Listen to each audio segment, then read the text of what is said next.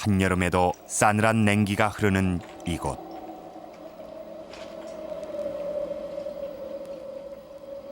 지금으로부터 400년 전, 바로 이곳 얼음골 동굴에서 일어났다고 하는 이야기가 있다. 한 스승이 제자에게 자신의 몸을 내주었다. 제자를 위해 기꺼이 해부용 모델이 됨으로써 제자가 몸 안의 오장육부를 살피고 해부술을 익히게 하려는 것이었다. 목숨과 바꾼 큰 가르침이었다. 스승의 살신성임, 눈물을 머금은 제자의 해부는 시작되고 그 제자는 마침내 조선 최고의 명의가 된다. 바로 명의 허준과 그 스승에 관한 전설 같은 이야기.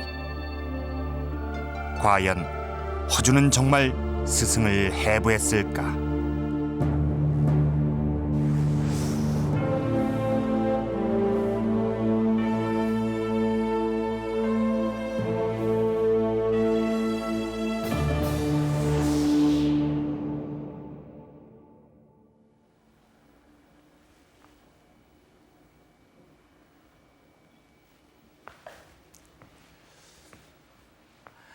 우리 역사에서 가장 오래도록 읽히고 있는 책은 무엇일까요? 지금으로부터 400년 전에 간행돼서 지금까지 읽히고 있는 책이 있습니다. 출판 당시는 물론이고 지금까지도 우리나라를 비롯한 동양 3국에서 널리 읽히고 있는 책.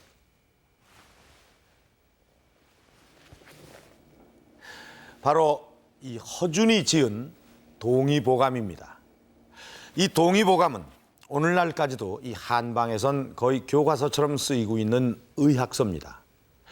아마 우리 역사에서 이렇게 거듭해서 간행되고 계속해서 읽히고 있는 책은 그리 흔치 않을 것입니다. 우리 역사상 가장 최고의 베스트셀러인 것입니다. 그런데 이 동의보감은 출판 당시부터 이 동양 3국에서 인기를 모았습니다. 이미 오래전부터 우리에게 의학서를 전해준 중국은 물론 일본에서도 이 자존심은 아랑곳하지 않고 이 책을 구하려고 애를 썼다고 합니다. 과연 이 동의보감은 어떤 책일까요?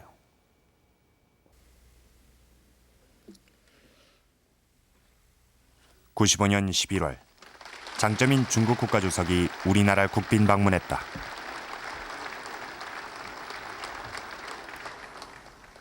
오늘 이날 국회 연설에서 장점인은 한국과 중국 두 나라 간의 오랜 우호 관계를 예로 들면서 인사말을 시작했다. 우리 양국人民은 2000여 년 전부터 벌써 왕래하기 시작하였습니다.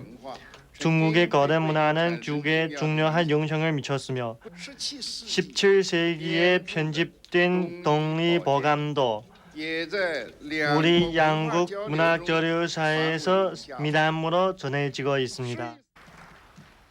뜻밖이었다. 장점인이 2000년에 걸친 한국과 중국의 우호 역사의 예로 든 것 중에 하나가 바로 동의보감이었던 것이다. 허준의 동의보감은 1613년 출간됐다. 그 후 중국 사신들은 조선에 오면 의례껏 동의보감을 챙겨가곤 했다. 지금까지 중국에서만도 20여 차례 걸쳐 간행됐을 정도로 동의보감은 중국에서 큰 인기를 누렸다. 박지원의 열하일기엔 당시 동의보감의 인기를 볼 수 있는 내용이 실려 있다. 중국에 사신으로 갔던 박지원은 동의보감의 가격이 너무 비싸 책을 사지 못하고 단지 서문만을 베껴올 수밖에 없었다고 적고 있다. 그때 박지원이 베껴온 것이 1763년 중국에서 처음 간행된 중국판 동의보감의 서문. 능어가 지은 서문에는 동의보감을 보급하는 것은 천하의 보배를 나누어 갖는 것이라고 적혀 있다. 그 뒤 최근 상해에서 발간된 상해본이다. 동의보감은 이렇게 근래 들어서도 일본, 중국에서 계속해서 발간되고 있다.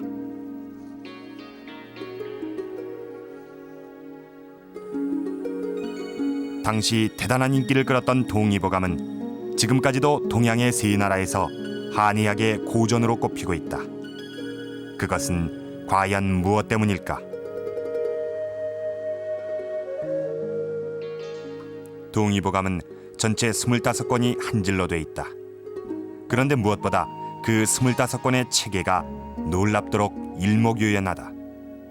먼저 동의보감은 크게 5개의 편으로 나뉘어져 있다. 이전의 의서들에선 발견할 수 없는 아주 독창적인 방법이었다. 당시에 있었던 한의학의 어떤 그 의사들, 종합 의사들의 질병, 의사들의 그 목차들은 대부분 질병을 중심으로 하는 것들입니다. 몸을 중심으로 해서 질병을 그 하위로 놓는 것이 아니라 질병을 일정한 순서대로 놓고서 그것에 따라서 살피는 양식이 대부분이었는데, 허준의 동의보감에서 최초라고 표현 쓸 수 있을 겁니다. 종합의사로서는 최초로 질병에서 몸으로 시각전환을 근본적으로 이룬 어떤 그런 것이고요. 바로 그 부분이 근대적인 모습하고 공교롭게도 어떤 비슷한 모습을 띠는 것입니다. 전체 25권 중에 목차가 2권이나 되는 동의보감. 5개의 큰 분류 아래 다시 부위별로 항과 목을 달고 그 아래 각각의 질병에 따른 처방을 싣고 있다. 배가 아픈 환자의 경우 일단 외형편, 그리고 다시 복항을 찾으면 된다. 이렇게 사전식으로 된 동의보감은 언제든 손쉽게 질병에 대한 처방법을 찾을 수가 있다. 당시 우리나라는 물론 중국, 일본에서 크게 인기를 얻은 이유 중 하나가 바로 이런 실용성 때문이었다. 이런 편리함은 오늘날에도 그대로 적용된다. 동의보감이라는 책은 우리 한방의 그 진료와 치료의 그 절대적인 책입니다. 그리고 현재 진료 부분에서도 동의보감이라는 책이 그 기본적인 책이라고 할 수 있습니다. 물론 그 과거에 비해 가지고 현재는 질병이 다양하기 때문에 현재도 그 동의보감을 중심해 가지고 과거에 어떤 부분은 그 각 분야에 따라서 그 보완해 가지고 진료를 하고 있습니다. 물론 치료도 마찬가지입니다. 치료 방제도 동의보감에 나오는 방제를 중심으로 해가지고 과거에 없던 새로운 것은 현재 또 보강해가지고 진료하고 있는 실정입니다. 400년이 지난 오늘까지도 한의학의 골격을 이루며 영향을 미치고 있는 동의보감. 동의보감의 독특한 편제는 편찬 당시 이미 중국과 일본에서 다투어 발행되며 세계성을 얻었던 것이다.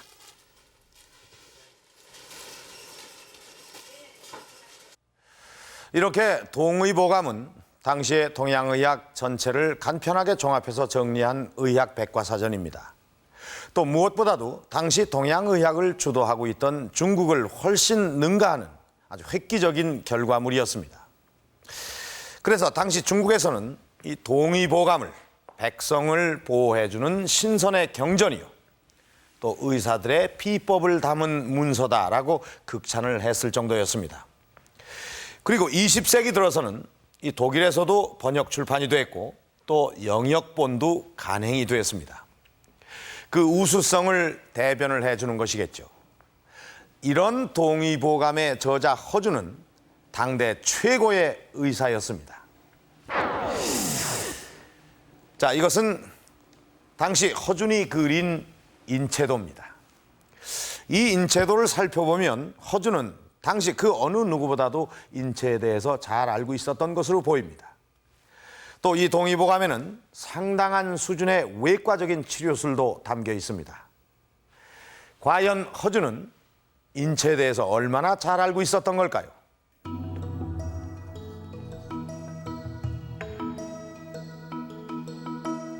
동의보감의 첫 페이지에 나오는 신형장부도 인체의 장기와 각각의 특징을 그림으로 보여주고 있는 이 인체도는 물론 해부도다.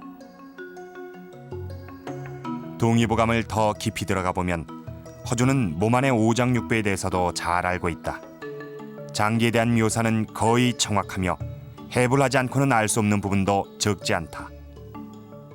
위는 명치와 배꼽 사이에 있다. 인두에서 위까지의 길이가 한자 6치고 늘어나면 길이가 2자 6치다. 음식물은 서말 5대가 들어갈 수 있다고 구체적으로 기록하고 있다. 매달린 팥같이 생겼다고 묘사한 쓸개에 대한 관찰은 현대의학에 비춰봐도 놀라운 경지를 보여준다. 간에서 담즙을 만들어서 쓸개 고였다가 장으로 분비된다는 내용이 있습니다. 이건 지금까지도 이 한의학에서는 담낭은 청정지관이라고 그래서 담즙 분비라고 하는 것은 절대 기록된 바가 없고 청정한 것이 고여 있다고만 그랬는데 동의보감에만 유일하게 담즙이 간에서 생성돼서 모여 있다가 배설한다 이런 내용이 나와 있는 걸로 봐서 역시 과학적인 관찰이라고 생각할 수 있습니다. 동의보감에 그려져 있는 그림들은 나무 목각으로 거칠게 찍혔지만 내용은 비교적 섬세하다. 세세하게 묘사된 장기들의 위치며 숫자, 모양새는 놀랍도록 정교하고 정확한 편이다.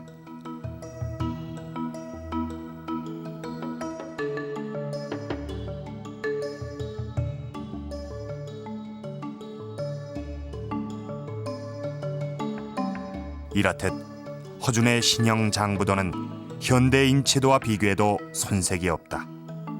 그만큼 허준이 인체 내부를 잘 알고 있었다는 것을 의미한다. 모장을 단순하게 그린 그런 형태로 해서 다 그 해박적인 것을 보여주려고 합니다. 그래서 이런 실체에 대한 인식을 굉장히 강조를 하고 있다는 것은 허준에게서 또 역시 읽을 수가 있어요. 그래서 그게 반드시 어떤 서양의 의학, 근대 의학을 그 길로 걸어나간다라는 것이라고 얘기할 수는 없지만은 이전까지 걸어왔던 길에 비춰서 봤을 때는 그 몸의 부위에 대한 각자의 어떤 해부적인 모습이라든지 신체적인 특성 이런 부분은 남들보다 월등히 강조하고 있다는 점은 역시 큰 특징 중에 하나입니다. 동의보감엔 외과술도 상세히 나와 있다. 탕약 짙고 침이나 놓을 것 같은 한방의학서란 고정관념을 크게 깨뜨리는 부분이다. 그 한 예로 복부가 파열됐을 때 수술하는 법인 장두상치법. 뱃가죽 파열로 장이 밖으로 나왔을 때 삼이나 상백피로 실을 만들어 화예석을 바르고 봉합한다. 요즘 같은 시대에도 큰 수술에 해당하는 외과 처치법이다. 동의보감에 따르면 외과적인 봉합을 할 땐 뽕나무 껍질로 만든 상백피 실을 쓰며 큰 수술의 경우엔 초산으로 마취를 시킨다. 초산은 진통제, 마취제 효과를 낸다. 극약에 가까울 만큼 독성이 강한 약재인 초오와 다른 약재들을 섞어 마취제인 초산을 만드는 것이다. 수술을 끝낸 후엔 소금물을 복용시켜 깨어나게 했다. 이 약물은 주로 옛날에 전쟁터에서 화살을 맞거나 아니면 외부 상처를 입고 아니면 골절을 입었을 때 외과 수술용으로서 마취를 시킨 다음에 칼로 그 상처비를 드러내고 다시 뼈를 맞춘다든지 한 다음에 다시 그 조직을 꼬매든지 그런 식으로 해서 이 통증을 없애주는 그런 약으로 사용되어 왔습니다. 당시 한의학에서 쓰던 구침 중엔 단순히 침이 아니라 외과 수술에 쓰였던 것들도 들어있다. 우리나라에는 전통적으로 구침이라고 그래가지고 9가지 종류의 침을 주로 사용을 했습니다. 예를 들면 이런 장침, 대침, 호침 비롯해서 참침, 피침 이런 종류를 많이 쓰였는데 주로 참침과 피침은 골문대를 째가지고 피고름을 뽑아낼 때 쓰던 서양으로 말하면 그 메스와 같은 그런 역할을 하던 침이 되겠습니다.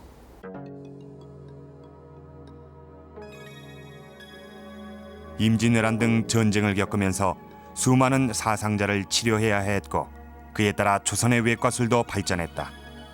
결국 허준도 이런 속에서 인체에 관한 상당한 수준의 지식과 외과술을 익혔을 가능성이 크다. 이렇게 허준은 인체에 대해서 잘 알고 있었던 것으로 보입니다. 그런데 이런 허준의 뒤에는 대단한 스승이 있었습니다.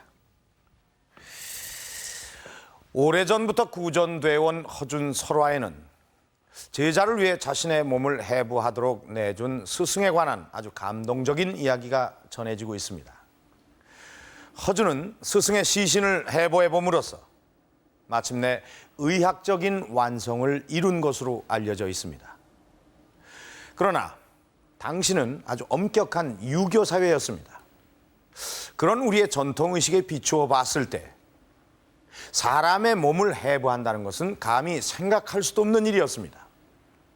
이 의학적인 대의나 또 제자를 위해 설신성이라는 스승의 큰 뜻이라고 할지라도 우리의 윤리의식이나 정서에 비추어 봤을 때 허준은 그런 스승의 시신을 해부할 수 있었을까요?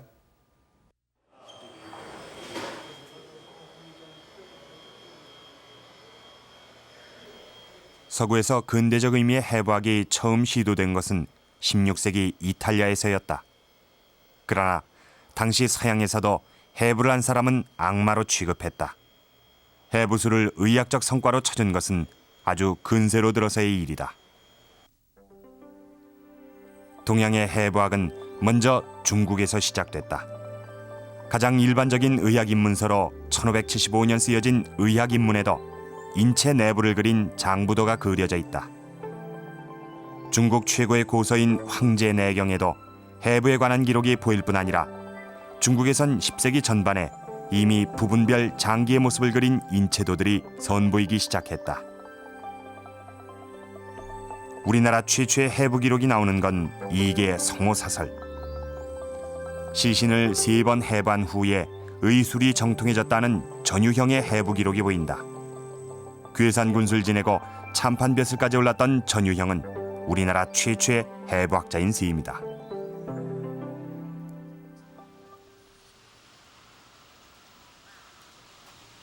이렇게 당시 조선의 경우 임진왜란을 전후해 개별적으로 인체 해부에 관한 연구 성과들이 축적됐던 것이다. 임진왜란 때 일본인들이 가져갔다고 하는 조선의 동의는 그 시기 조선의 의학 수준을 대변한다. 해부는 아니지만 인체의 경락과 기, 혈의 흐름을 표시하고 있는데 상당히 높은 수준에 이르고 있다.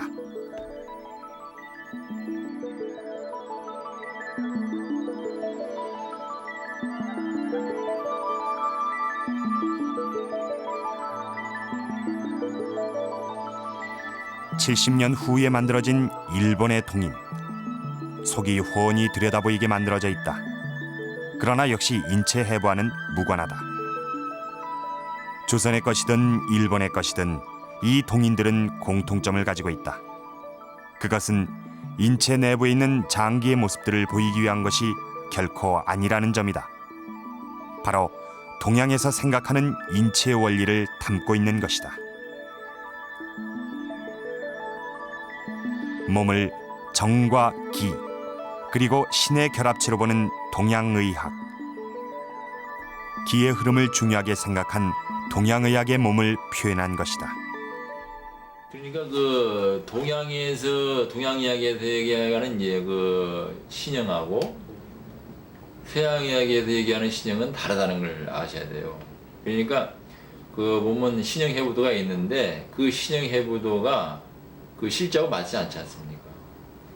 상당히 우리가 그 어떤 그 상상이 좀 많이 들어가 있는 거예요. 그리고 신형에 하면 그 신형에는 단순히 눈에 보이는 것만이 아니라 그 신형 속에는 그 눈에 보이지 않는 신, 귀신 진짜 신, 정, 그 정행할 때 정자, 정자할 때 정자, 그다음에 기, 혈, 그게 보이는 거예요. 그게 하나도 안 보이는 거예요.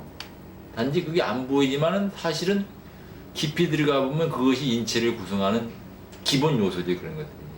그렇지 않습니까? 근데 그것을 그림으로 보여줄 수 없으니까 그것을 신형 장부라고 해서 보여놨었다는 거지 사실은 그것은 형체를 말하는 게 아닙니다. 그러한 그 그림 속에 그 전기 신혈이 흐르고 있다, 움직이고 있다는 걸 보여주기 위해서 그걸 나타내는 것이지 그 형체를 나타내고자 하는 것이 아니에요. 당시 동양 사람들이 생각한 인체는 정, 기, 신을 담은 그릇. 허준이 그린 신형 장부도 역시 서양 해부도와는 근본적으로 다르다. 실제로 허준의 신형장부도엔 실체가 존재하지 않는 기관들도 묘사돼 있다. 3초는 세 군데의 가상적인 신체 기관일 뿐이다. 내부의 그림에서 무엇을 중시하고 있는가, 허준이 무엇을 중시하고 있는가, 그것이 굉장히 중요한 사실입니다. 그 인체 장부도의 그림을 보았을 때 허준은 척추를 중심으로 움직이는 정, 이른바 인간의 에센스라고 할 수 있는 정기신 중에 정을 표현하기 위해서 인체 해부도를 그렸을 뿐입니다. 그 인체 해부도에 있는 뭐 위장이니 심장이니 그런 것들을 서양의 해부학적 지식을 얻기 위해서 그렸다기보다는 인체의 가장 중요한 요소인 정을 척추와 함께 표현하고 그것이 신장으로부터 뇌에 이르는 길에 걸쳐 있다. 그리고 그것이 정이 글로 움직이면서 인간을 활동하도록 한다라고 하는 사실을 보여주기 위한 것이었기 때문에 허준의 해부라고 하는 것은 오늘날 서양에서 말하는 해부하고는 질적으로 다르고요. 조선에서 해부는 금기시되는 일이었다. 임진왜란 때 해부를 했던 전유형은 이괄의 난에 연루되어 사형을 당한다. 하지만 사람들은 그가 시신을 해부해 천벌을 받은 것이라고 말했다. 그런 조선에서 허준은 과연 해부를 할 수 있었을까? 게다가 유학적 소양이 높았던 허준이 과연 스승을 해부했을까? 경도라는 거와 이제 또 인체 장부도라는 이런 것들이 이제 쭉 내려왔으니까는 이미 허준 선생 당시에는 그런 것들이 많이 이제 보편화된 데로 했다. 그러니까는 다만 그거를 어느 그림에 저거를 해서 그걸 그렸느냐라는 것이 이제 우리의 관심사가 되는 거죠. 그러니까 그때 당시에 허준 선생이 스승의 시체를 보고 그렸다라는 거는 하나의 이제 소설적인 이제 그 얘기고. 허준이 그린 신형장부도는 동의보감보다 30여 년 앞서 출간된 중국의 의학인문 그리고 유성룡이 편찬한 침경요결의 장부도와 닮아 있다.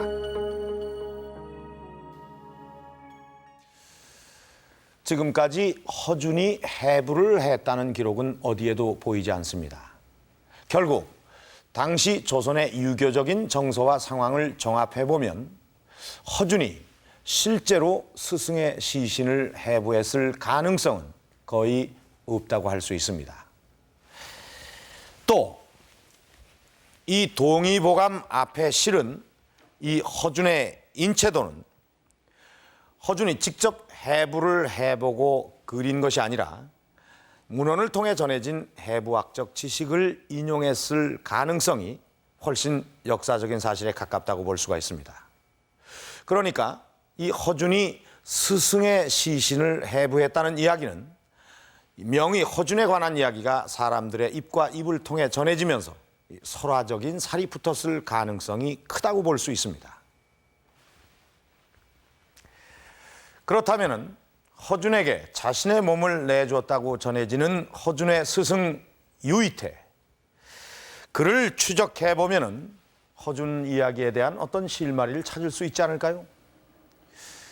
허준에게 가장 커다란 영향을 미쳤다고 하는 그의 스승을 살펴보면 모든 것이 좀 더 확실해질 수 있을 것입니다. 자, 그러면 허준과 그의 스승 이야기가 전설로 남아있는 얼음골 일대에서 다시 시작해 보겠습니다.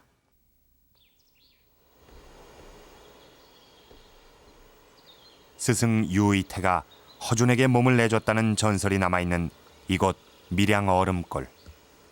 이 일대엔 약초가 많아 허준이 자주 다녀가곤 했다는 얘기가 전해온다. 병으로 고통받는 사람을 구제하는 부처인 약사열애가 모셔져 있는 이곳 천왕사. 그 옛날 이절의 주지가 허준의 스승으로 알려진 명의 유의태와 친했다고 한다. 이제 유의태 선생님을 서효준이 제자 되는 분이 여기 이제 수술을 해가지고 그분인데 이제 우리가 전설로 듣기로는 그분이 이제 그 모든 병에 대한 그거를 가르치기 위해서 이제 여기서 서성의 해부를 하라 이제 이래 했는 거라. 그래서 안 하려 하다가 이제 간곡하게 이제 스승이 그걸 하시니까 할 수 없어서 여기서 해부를 했다고. 그런 전설이 여기 있습니다. 허준의 스승 유의태를 찾아서 유의태의 활동 무대였다고 하는 경상도 산청으로 향했다. 과연 허준의 스승이라고 알려진 유의태는 어떤 인물이었을까? 먼저 유씨 가문을 찾아갔다. 그들이 보여주는 유씨 족보엔 허준의 할아버지 허혼의 이름이 보인다. 우연히도 이것은 허준의 할머니인 진주 유씨의 친정 가문이었다. 하지만 취재팀은 유씨 족보에서 허준의 스승이라고 알려진 유의태의 흔적을 찾을 수 없었다. 결국 취재팀은 이 가문 어디에서도 유의태의 흔적을 찾아내지 못했다. 허준의 스승 유의태는 과연 있는 것일까? 실제 인물이 아니라 전설 속에 만들어진 가공의 인물은 아닐까? 그런데 같은 경상남도 산청에서 비슷한 이름이 하나 있었다. 이름은 유의태. 죽어가는 사람도 살린다고 소문이 날 만큼 이름이 높았다는 산청의 명이 유의태였다. 처음엔 조금 병도 뭐 배라부지 나서 그 할아버지가 우리 할아버지가 신병만 막 아무 배에도 나서 하고 그러니까 뭐 대구 천자병을 죽을 걸 갖다가 부dum난가 이다 다 부르다 하는데도 세계에서 요새 할아버지를 부르자면 난다 그래서 할아버지 부르가 문 바꿔가지고 배가 그래가 나섰어요. 유의태와 경상도식 발음조차 비슷한 유의태. 이 집안 사람들은 자신들의 10대조 할아버지 유의태가 바로 허준의 스승이라고 믿고 있었다. 서주가 밑에서 거슬리지 제자지 밑에 제자라. 그거 제자가 되면 그것도 빼가지고 서주가 이제 그래서 했지. 그 어른들 말씀이 그렇대. 그는 분명 실존했던 인물로 대대로 후손들이 무덤을 돌봐오고 있었다. 유의태는 본래 거창 사람이었다. 이곳 산청으로 옮겨와 터를 잡았고 의원으로 이름을 날렸다고 전해진다. 그의 의술은 멀리 조정에까지 알려져 임금이 그를 부를 만큼 이름을 떨치기도 했다. 그러나 왕의 부름을 받고도 가지 않아 처벌하라는 논란이 일기도 했다는 기록이 조선왕조실록에 전해온다. 그만큼 의술의 경지도 높았던 명의 유의태. 그가 바로 허준의 스승일까? 그가 만든 저서도 전해온다. 그런데 유의태는 허준이 죽고 난 뒤에 태어났다. 유의태는 실제로 조선 후기에 그 마진편이라고 해서 홍역 치료서를 저술한 당시에는 굉장히 유명한 그 의사였습니다. 그 사람은 홍역뿐만 아니라 산부인과 의사로도 굉장히 유명해서 많은 그 백성들을 치료해주고 또 그런 것으로서 18세기에는 명성을 날리던 의사입니다. 그래서 그 허준의 스승인 유의태로 그 사람을 소급해서 보기보다는 오히려 18세기에 백성들의 널리 이름이 알려졌던 유의태, 즉 마진편의 저자인 유의태로 보는 것이 더 역사적 사실에 가까운 것이 아닌가. 소설상에 물론 그 사람을 허준의 스승으로 하고 있고 또 소설뿐만 아니라 어떤 그 논문에서도 그 유의태를 허준의 스승으로 생각하고 있는 것은 잘못된 역사 기록이 아닌가 그렇게 생각하고 있습니다. 지금까지 알려져 있는 허준의 스승은 경상도 산청의 유의태. 그런데 경상도 산청 땅에는 이 유의태 대신 천하명의로 알려져 있는 유의태가 살고 있었습니다. 조정의 부름을 거부하면서 백성들을 진료한 명의 유의태는 중국 천자의 병을 낫게 만들었다는 그런 전설을 만들어내기까지 했던 대단한 의사였습니다. 이 경상도 산청의 유의태는 그러나 조선 숙종 때의 사람입니다. 허준보다 100여 년 뒤의 사람으로서 허준의 스승이 될 수는 없는 일이겠죠.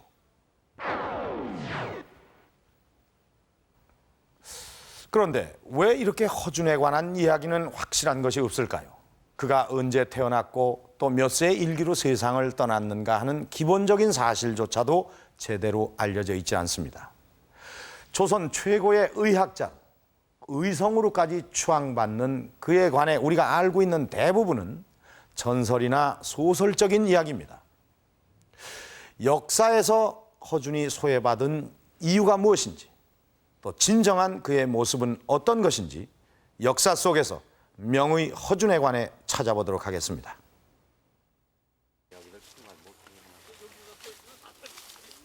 역사에 기록조차 제대로 남아있지 않은 허준.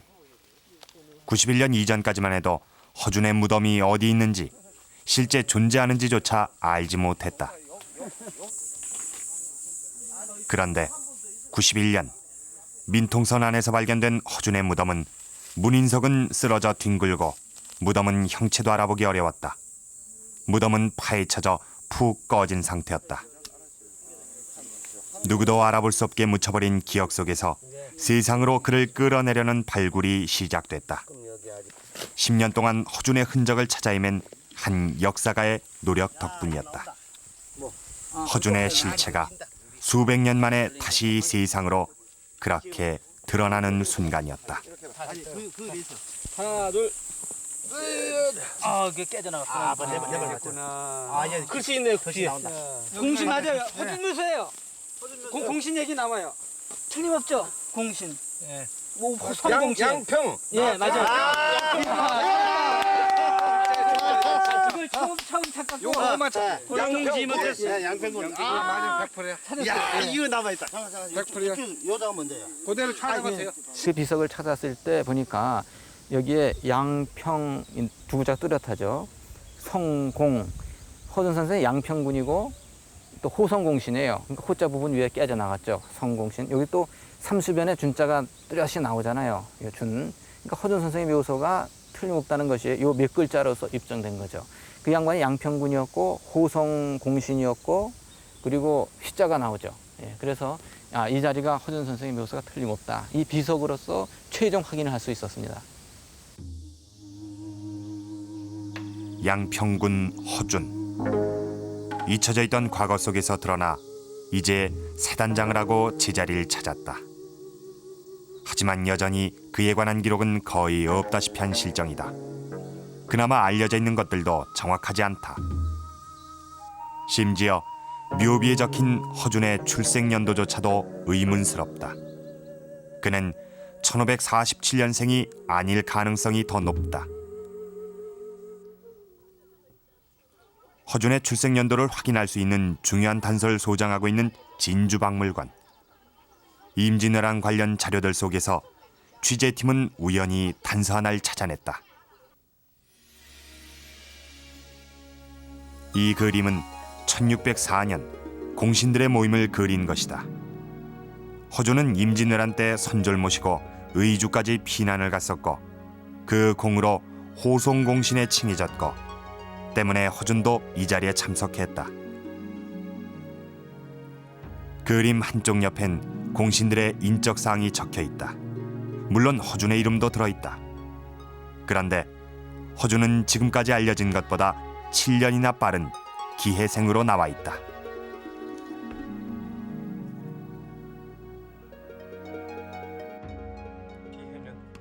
그 기해생을 연도를 확인해 보면 1539년이 분명하기 때문에 역시 당시 1604년의 병풍도의 기록에 근거해서 1539년이 허준의 출생 연도임이 분명하고 또 실록에 1615년에 사망했다라고 한 것으로 보아서 77세의 일기로 허준이 1539년에 태어나서 1615년에 사망한 것으로 보는 것이 역사적 사실에 가까운 것이 아닌가 그렇게 생각합니다.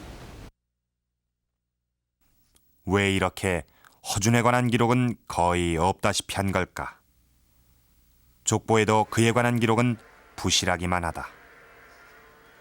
만일에 이분이 서자가 아니었으면은 여기 그 유사에 자세히 다 나온다고. 언제 나시고 언제 돌아가시고 벼슬도 뭐 하시고 한 거 다 나오는데 옛날에 서자는 말하자면 홀대냈잖아요.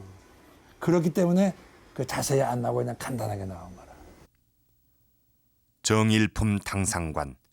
최고의 자리까지 올랐던 허준.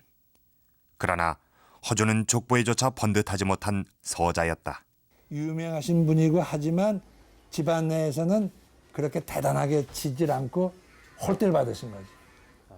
집안에서도조차. 그래서 이분들의 후예가 많지 않아요. 이 할아버지의 후예가. 그건 왜 그러냐면은 옛날에 서자로 내려오기 때문에 서자는 제사를 지낼 적에 말 위에도 올라가질 못해. 땅바닥에서 그냥 제사를 지내거든. 그러니까 집안 내에서 저 괄세를 받으니까 다 그냥 그 뭐라고 할까. 자기 위치를 갖다가 지키기를 싫어하는 거라. 그래서 다 그냥 뭐 지방으로 흩어져 가지고 실제로 내 할아버지를 알더라도 다른 데로 계대에 들어가는 거라. 옛날에 말이죠. 그냥 그만큼 서자에 대한 이 말하자면 괄세가 심했던 거죠.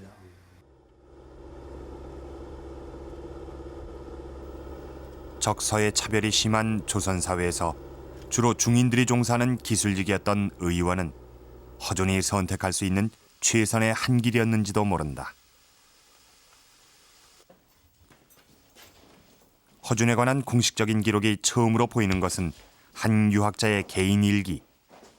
선조 때 2조 참판까지 지냈던 미암 유희춘이 11년간에 걸쳐서 쓴 친필일기다.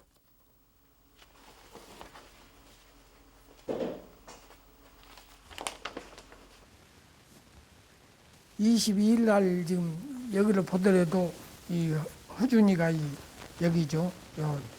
다녀갔다는 그런 기록이 지금 그러니까 여기를 자주로 내왕했다는 것이 나타나고 있습니다. 예. 전체적으로 허준 이야기가 많이 나오는가요? 네, 허준 이야기가 미암일기 1권에서 5권까지 걸쳐서 상당히 많이 나옵니다. 1567년부터 쓰여진 이 미암일기엔 허준의 방문 기록을 포함해 그나마 허준에 관한 기록들이 숨어있다. 2월 20일 허준이 왔다. 1568년 내용이다. 그리고 허준은 이 한 해 동안에 2달에 한 번꼴로 유희춘을 방문한다. 허준은 외삼촌인 김시흡의 소개로 유희춘을 알게 됐다. 그리고 미암일기에 자주 등장할 만큼 유희춘과는 특별한 관계였던 것으로 보인다.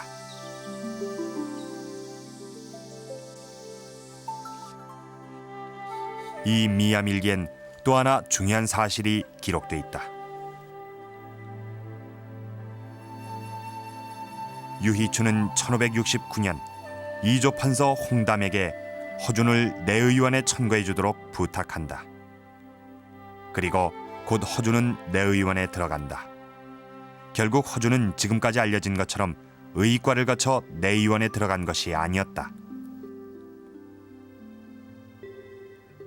허준은 젊은 시절부터 이미 전라도 지역의 심약, 즉 약을 수집해 중앙에 올려보내는 역할을 할 정도로 의원으로서의 이름을 얻고 있었다. 내의원에 들어가게 된 허준은 그야말로 물 만난 고기와도 같았다. 왕실 의료기관이었던 내의원은 당시 새로운 의학과 최고의 의술을 모두 접할 수 있는 앞선 곳이었기 때문이다.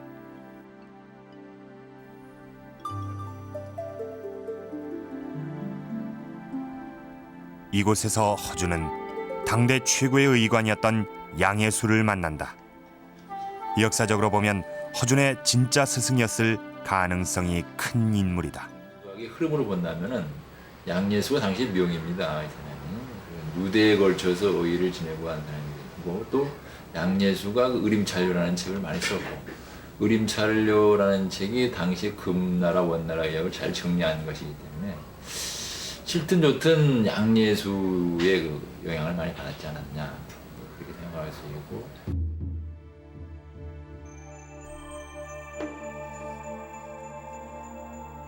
허준에 대한 선조의 신뢰는 특별했다.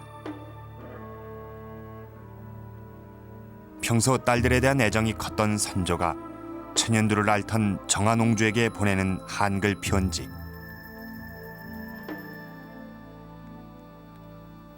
10여일에 걸친 편지에 허준의 이름이 여러 차례 거명되고 있다. 대부분 허준의 처방이니 그대로 따르라는 내용이다.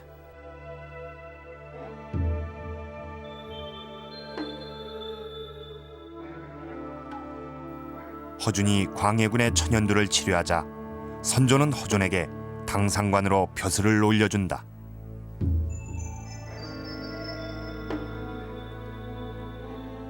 그러자 사간원은 장장 3개월 동안에 걸쳐 허준의 벼슬을 취소하라는 상소를 집요하게 올린다. 중인 신분의 의원에 불과한 허준에게 감히 당상관이란 높은 벼슬을 줄 수 없다는 반발이었다.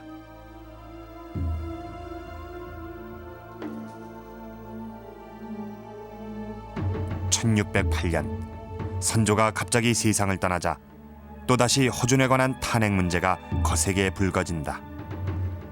선조의 건강이 좋지 않은데도 강한 약을 함부로 써서 왕을 죽게 했으니 처벌하라는 것이었다.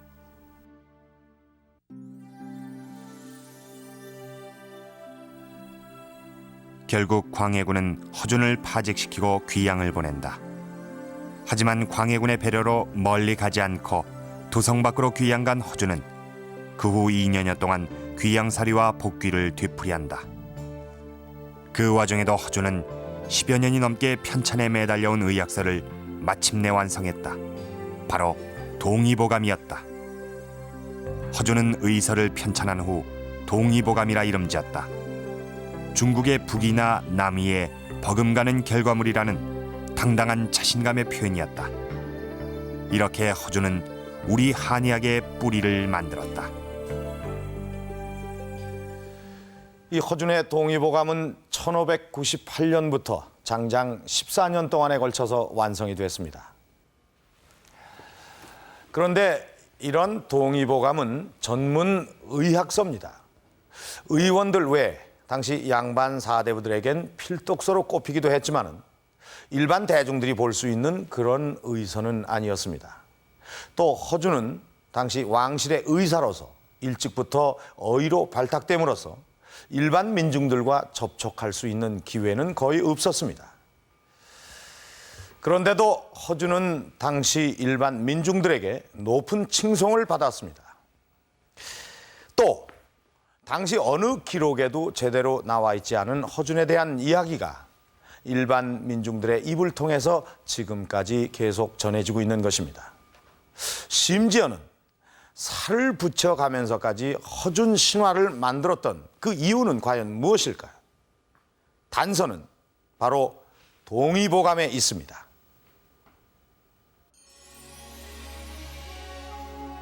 임진왜란의 기근과 역병까지 겹쳐 국가적인 대비책이 절실했던 1596년 선조는 허준 등 내의원 의원들에게 의서 편찬을 명령했다.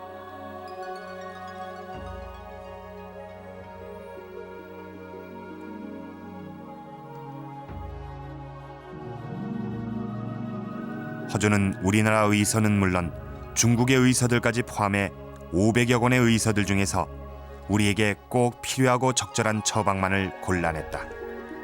그것을 간추려 담은 것이 동의보감 25권으로 거기엔 중요한 고전 의서들이 총망라돼 있다.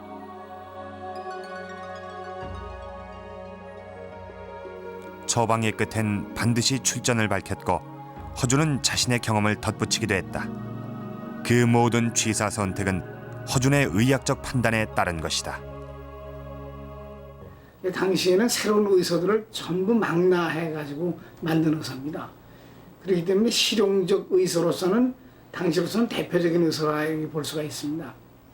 특히 그 의사들이 뭐 자기들 공부하는 것보다 치료하는 데 바빠서 제대로 연구할 시간이 없었는데 그 사람들이 치료하는데 적당한 의서로 만들어진 것이 아닌가 이렇게 볼 수가 있습니다. 양이 물론 좀 많습니다.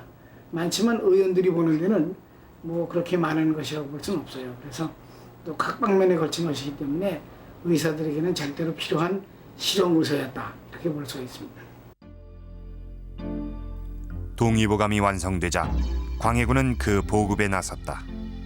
형편이 어려웠던 때라 훈련도감 활자로 급히 찍어냈고 그 후 목판으로도 거듭 출판됐다. 동의보감은 특히 중앙의 의료 혜택이 미치지 못한 지방에선 대단히 환영을 받았다.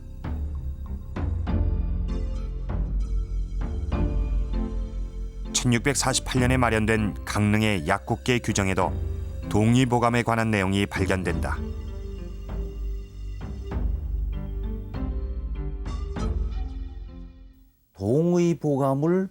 동의보감이 비치되었던 걸로 확인되고 있고요. 이 동의보감은 더더욱이 일체 타인에게 빌려줄 수 없도록 강조하고 있는 규정을 확인할 수 있습니다. 이로써 당시의 동의보감을 상당히 귀중하게 생각을 했었다는 점을 우리가 확인할 수 있겠습니다. 편제의 실용성 외에도 동의보감엔 특기할 만한 것들이 적지 않다. 급성간염이 전염된다는 사실을 허준은 이미 알고 있었다.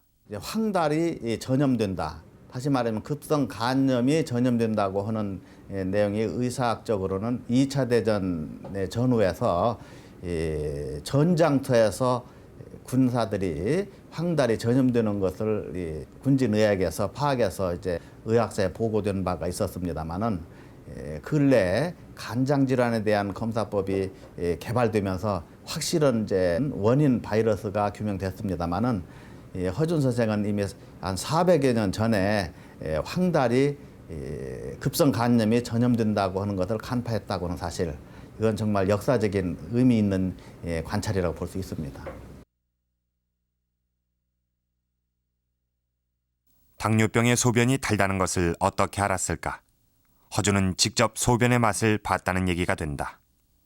동의보감은 중국에서 쓴 거 그냥 그대로 갖다가 이렇게 많은 곳에서 지났는데 그게 무슨 의미가 있었냐 이렇게 평가를 하는 사람들인데 그건 그렇지 않다고 생각을 해요. 그건 왜 그러냐면은 물론 그 동의보감에 있는 처방이나 이런 것들이 중국의 처방들이 있지만은 그거를 처방들을 갖다가 실제 우리 그 백성들에게 임상적으로 전부 그걸 써봐가지고 거기서 효과가 좋은 처방들을 골라서 썼다는 거예요. 그러면 바로 말은 그거는 뭐냐면 요즘 말은 검증을 거쳤다는 얘기죠. 그러니까 실제 환자를 통해서 검증을 했다. 그것이 바로 그 우리 백성들, 우리 민족 체질에 맞는 그런 그 처방들만 골라냈기 때문에 동의보감이 이제 그 유효성이라든지 그 면들이 바로 뭐냐면은 실증적인 거다. 이게 하나 그냥 단순히 남의 걸 갖다 베끼다 이렇게 하는 것이 아니라 실증적으로 그 환자를 통해서 검증이 된 이런 면들이 있기 때문에 실증의학이다 이렇게 얘기를 할 수가 있죠. 동의보감에 와서 한국의 한의학이 성립됐다. 우리가 그런 얘기를 했습니다. 한국의 한의학이 성립됐다. 물론 이제 중국의학이 우리나라에 들어온 지는 뭐 삼국시대에 이미 들어왔으니까 한 뭐 천여 년의 세월이 지났지만은 그때 와서야 비로소 우리가 한국의학이라고 말할 수 있는 그런 의학으로 성립되지 않았느냐. 그래가지고 이제 그렇게 보는 거예요. 그 전에는 그러니까 중국의학을 수입하는데 많은 심혈을 기울였고 중국의학을 연구하는데 많은 노력을 기울였죠. 그러다가 이제 동의보감이 완성됨으로 인해서 한국의학이 정립이 된 거죠. 정립이 되었기 때문에 그 뒤로는 우리나라에서 의학을 공부하는 사람들이 동의보감을 연구하고 공부하면 됐지 또다시 중국의학을 연구하고 받아들일 필요성을 적게 느꼈기 때문에 아마 중국과의 교류가 좀 소원해지지 않았느냐 그런 얘기를 할 수 있을 것입니다. 동의보감의 탕액편을 보면 650여 가지의 약재 이름이 한글로 나란히 적혀 있다. 또 동의보감에서 처방하는 주요 약재의 90% 정도가 향약이다. 우리 주변에서 쉽게 얻을 수 있는 약재들인 것이다. 이전까진 당약이란 이름으로 비싼 중국산 약재를 썼지만 동의보감 이후엔 우리 약으로 대체 쉽고 싸게 이용할 수 있게 한 것이다. 당시 조선에서 쓰는 약재들의 대부분은 중국에서 수입되는 당약이었다. 동의보감에선 중국에서 수입해온 약재일 경우 반드시 당약이라고 표시를 달았다.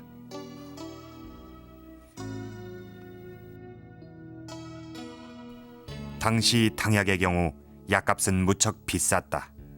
때문에 일반 민중들은 약 한 첩 제대로 먹기가 어려울 정도였다. 목숨이 달려 있어도 여간에선 약을 사 먹을 수 없었다.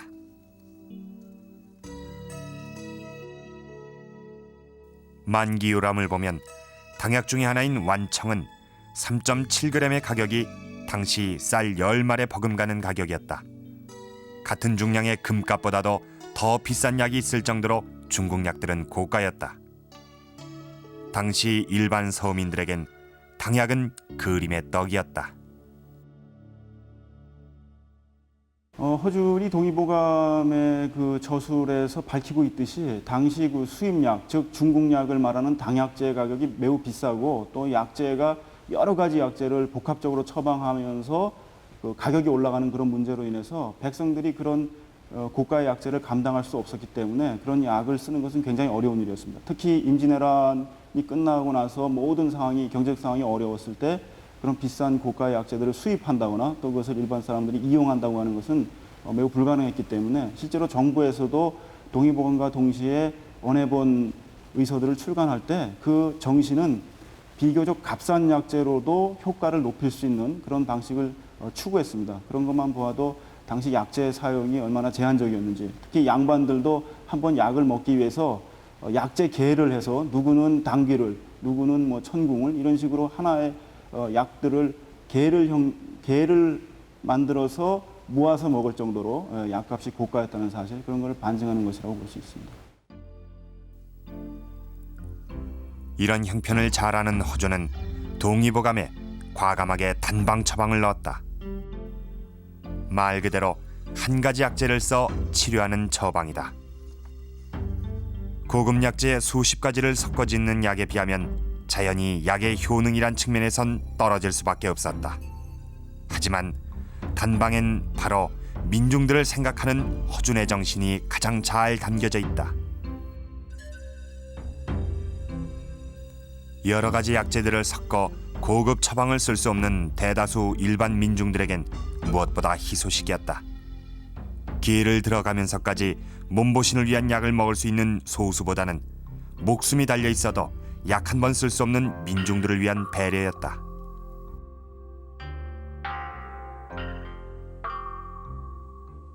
동의보감이 만들어진 자체가 그 임진왜란이 끝나고 전 국민이 이제 기할 선상에 허덕이고 질병이 만연할 때 이 책을 만드는 게 그런 질병에 허덕인 사람을 구제하기 위해 만든 거기 때문에 동의보감에 나오는 그 단방약제가 일반 민중의 치료편에 아주 많은 도움이 됐다고 생각하고 현재도 마찬가지로 생각합니다.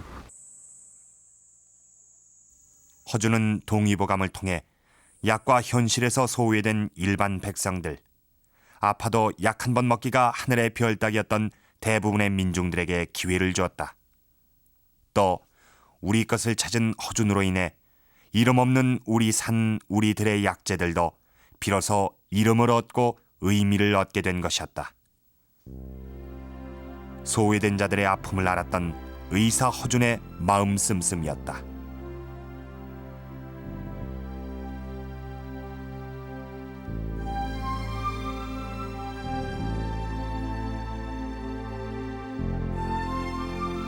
당시 의서는 특권층의 것이었다. 결코 한문을 모르는 일반 민중들의 것이 아니었다. 허준은 그런 한문을 모르는 일반 민중들을 위해 많은 한글 언해본 의서들을 간행했다. 비로소 일반 백성들도 쉽게 의서를 접할 수 있게 됐다. 오로지 의술의 한 길, 그 고든 삶을 통해 허준이 우리에게 전해준 것은 민중에 대한 사랑이었다.